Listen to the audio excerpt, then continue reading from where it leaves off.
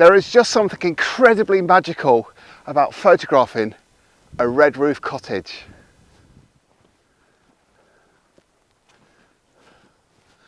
I don't know what it is about red roof cottages here in the Highlands, but it just gets me every time.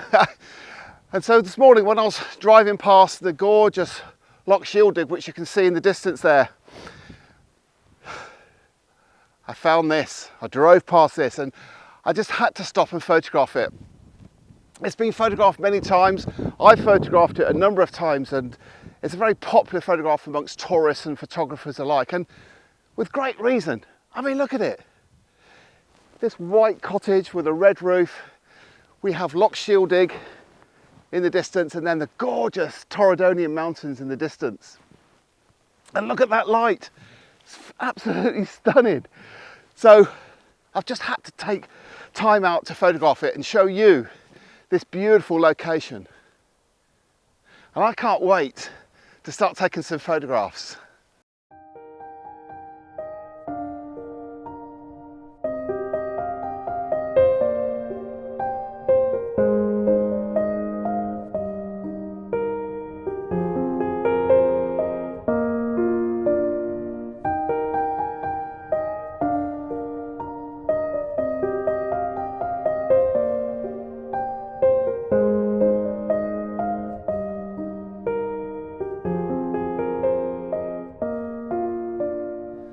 So I've had a good look around this composition. I've had a good look around the scene, and I think I'm fairly comfortable with the photograph and the composition which I've chosen.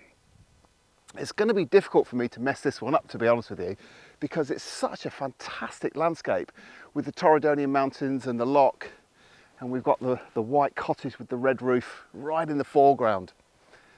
So I think I'm going to position the cottage on the right hand side of the frame, sorry. And you see the two chimney pots behind me on the roof. I want to make sure that those chimney pots stay in the water so as to create a small slither of water behind them, and therefore creating some depth to the photograph. But I'm looking forward to this. So let's get behind the camera and take the photograph. So you can see I've set the camera up. The tripod is actually on the road. So if you ever do come here, just be mindful of the fact that you probably will have to set your tripod up on the road. Now, we are in the Northern Highlands, it's the middle of January. I've been here 30, 40 minutes, there's been 2 cars come by, and you can hear them coming from a mile off, so you're always prepared for that situation, but just be very careful if you do come here. But as you can see, I've put the house on the right, and I've put the tree on the left, so it's all balancing each other out. It's an absolutely beautiful photograph. The sun's come out, it's great, but it's not great. I just kind of want that to just go in a little bit so I can just have a bit more subtle light. So as you can see here, this is going to be the photograph with a mailbox format, mailbox composition. And I'm thinking about putting a neutral density filter on just to slow the water down. But I've got to be mindful of the fact that the trees are moving, so it may not be an option. Keep looking out for cars now, I've told you there's no cars around. But of course, chimney pots in the water, and I'm just now waiting for the right moment, light-wise, to get the photograph. Isn't it gorgeous? It's times like this when it's almost as if nothing else matters. You're totally absorbed in your photographs of the whole landscape around you and the photograph that you take. It's almost as if nothing else matters. I mean, it does. It's silly. Of course it does. But for these small moments in time, nothing else matters. Except I'd like the sun to go in. That matters. So let's just wait and let's see how this photograph turns out. There is a pleasure to be found in taking a good photograph of any place. But our greatest satisfaction is in the sense of discovery enjoyed when we experience something for the very first time. A new location, some rare weather phenomenon, or simply just a new way of looking at a scene we have loved for years. I believe that it's possible to make expansive landscape photographs that are compelling, distinctive and meaningful.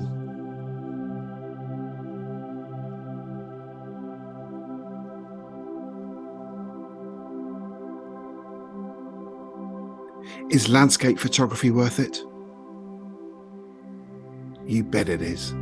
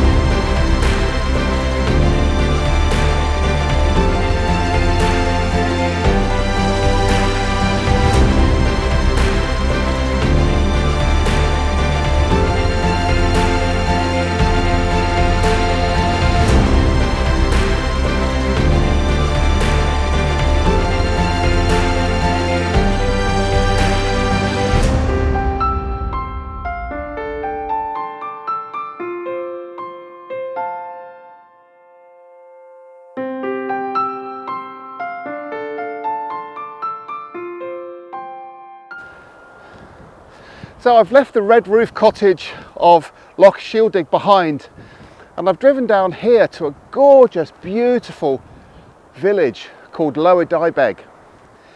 And some of it may be familiar to some of you because it was used as a location for the film Loch Ness, starring Ted Danson. Rather than filming it at Loch Ness, they decided to film it here in this beautiful, gorgeous surroundings. Now, the reason I've come here is to photograph this jetty and this boathouse in these gorgeous surroundings. That's the idea. But the location offers challenges for the photographer, because we have telegraph wires moving across the top of the frame, and then we've got the telegraph pole. That raises the issue of, do I clone them out or do I leave them in? And also we have this pipe. This pipe is being washed up by the nearby fish farm. Now, I'm tempted to clone this out, but leave the telegraph wires in. But I won't know until I get behind the camera and how it looks. So I'm going to set my camera up to photograph all of this, and let's see whether I decide to keep or clone. Just to compound the challenges that I've got already with the telegraph wires and the pipe, behind you there are a couple of builders who are renovating or refurbishing an old property, so there's an awful lot of banging and drilling and crashing and cursing going on. So really, just to reassure you that being a landscape photographer, being in these what appears to be great conditions, does have its challenges.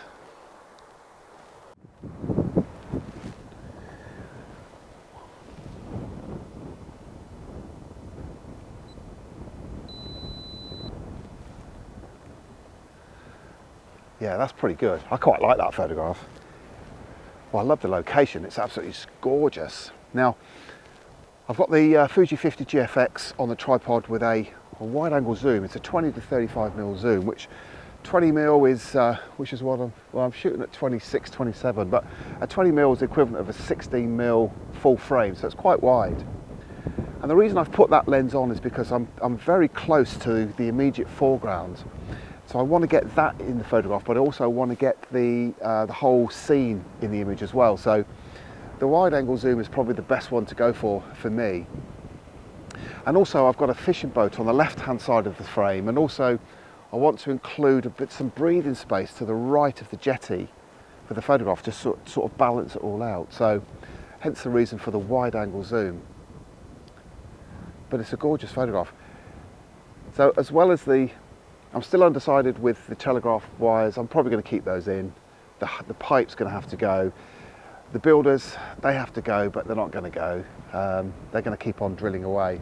But despite all of that, it's still a beautiful, beautiful location.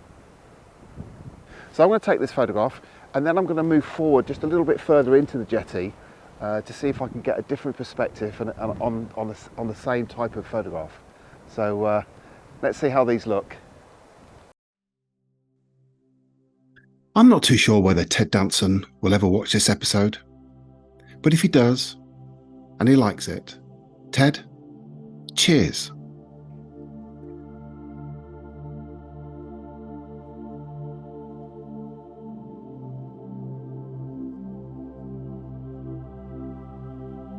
So I decided to keep the telegraph wires and the telegraph pole and the red buoy in the photograph. I felt that it retained the authenticity of the image. Although I have to admit, the red buoy was a real distraction to me. And so, therefore, as if by magic, I made them all disappear.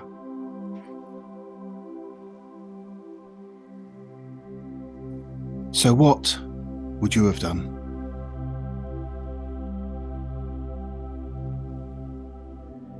And which do you prefer?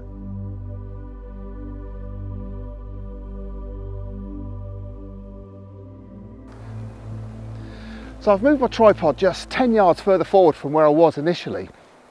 And it's amazing the difference that it's made. Just by moving forward just a few yards, I've completely changed the perspective and the shape of the jetty and the emphasis of the photograph. The balance has completely changed. It's just incredible how much moving forward just by 10 yards has made such a difference. But I've still got the same setup. It's the same lens and the same camera, and I'm not going to use a filter. The sunshine is over there, but it's kind of coming and going, so I'm not really too fussed about the dynamic range. I'm just going to wait for the dynamic range to sort of balance itself out just a little bit. But I just like to keep the energy in the water and the sky, so I'm just going to well, have no filters on at all. It's just going to be a straight photograph. So let's see how this one looks. Right, I've changed my mind. I am going to put filters on because I can. These KASE magnetic ones just make it so much easier. Such less faff, particularly in the Scottish Highlands when the weather is quite, can be against you a lot of the time. But here, with these, they just clip on. They're brilliant. I love them. And so by adding a 10-stop neutral density filter, I was able to slow the whole scene down. Well, the water and the sky.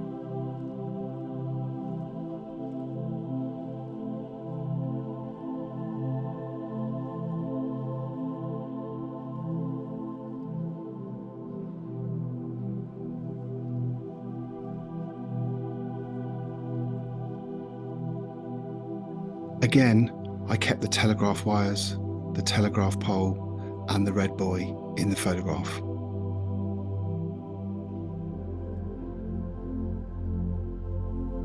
I just couldn't make my mind up whether I wanted them in or out.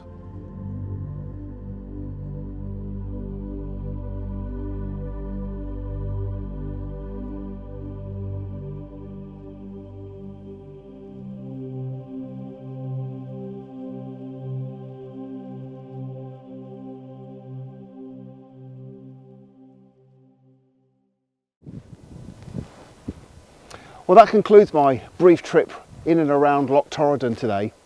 We started off by visiting the red roof cottage of Loch Shieldig, which is a beautiful, gorgeous location. And then to come here to one of my favourite locations in Torridon, here at Lower Diebeg, to photograph the boat house and the jetty that leads through to it. It's all set within a gorgeous, stunning landscape. Now I've got to head off to Glencoe now. I've got a workshop that starts tomorrow morning. I just hope this gets me there. And the first thing I need to do is to figure out how to make it start. So anyway, I hope you've enjoyed the episode, and if you have, please consider subscribing to this channel of mine, this new channel of mine, which is entirely dedicated to photographing here in the Northern Highlands. Thanks ever so much for watching, really appreciate it. Bye for now.